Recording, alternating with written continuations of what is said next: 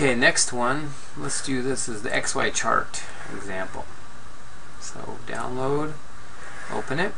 So this is a really simple chart we've prepped out, which has some observations, let's say, X versus Y, and then we want to then look at how we might fit those data with a model using y equals mx plus b. So this will show us a little bit about how to use names or variables in Excel, and then also do some plotting and curve fitting.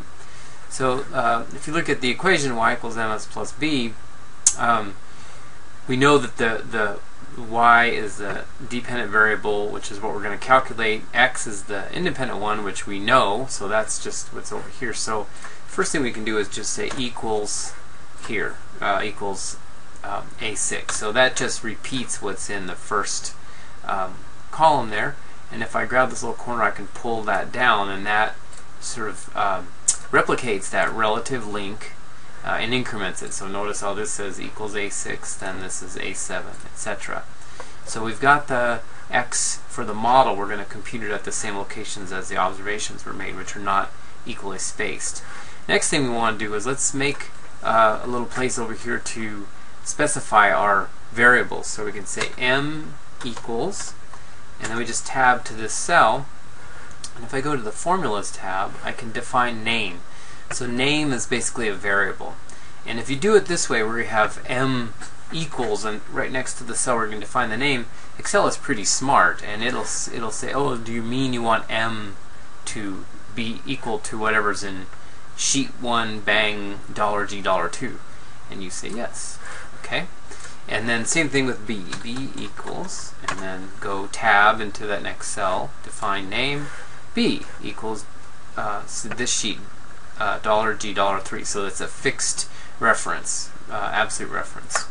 Okay, so let's just say m is 0.5 and b is 0 for now. Okay, so we do our equation, we'll just say whatever is in this cell equals m, so I click in the cell where m is, I could have also written it, times x, which is D6, plus b, which you see shows up by clicking that cell. Okay, and then I can just fill down, and again it increments, and you see the x values changing by the reference, but the names or the variables are staying fixed.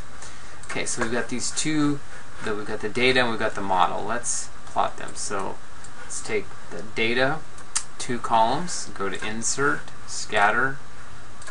Okay, so there it is. We have x versus y.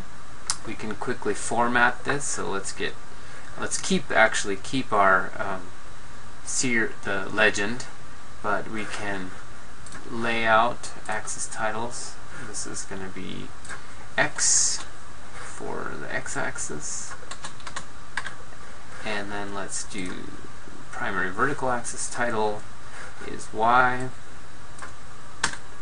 Okay, so what we do is we go back to design, and on this side we can click on select data in this version of Excel. So if we first click on the series here, the first group is called y, because Excel doesn't know what else to call it. So let's edit that. So let's call the name of it, this is going to actually be the data.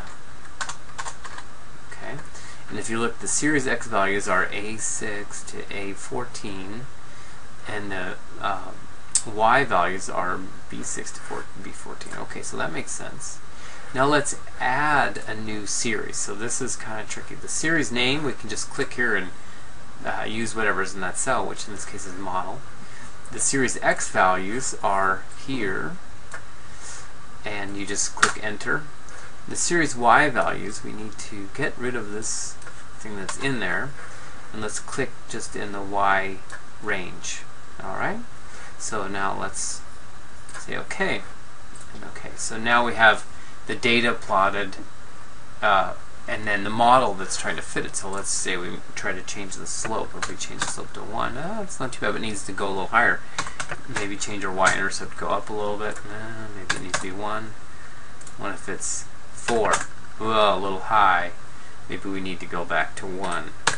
So this is the beauty of kind of the trial and error of Excel, is the ability to compute things and automatically update them. So finally, we can check our answers. So if we click on the chart again and we go to layout, we can do add a trend line. Okay, but we want to add a linear trend line, but don't click on the simple one. Go down here to more trend line options. We're going to add a trend line based on the series data. Okay, so we want a linear one, but make sure you click on display equation on chart. That's the thing that you don't get if you just use the simple add linear trend line. Say OK. So there it is. So there's the answer. M is 1.022 1, and X would be 0.7896.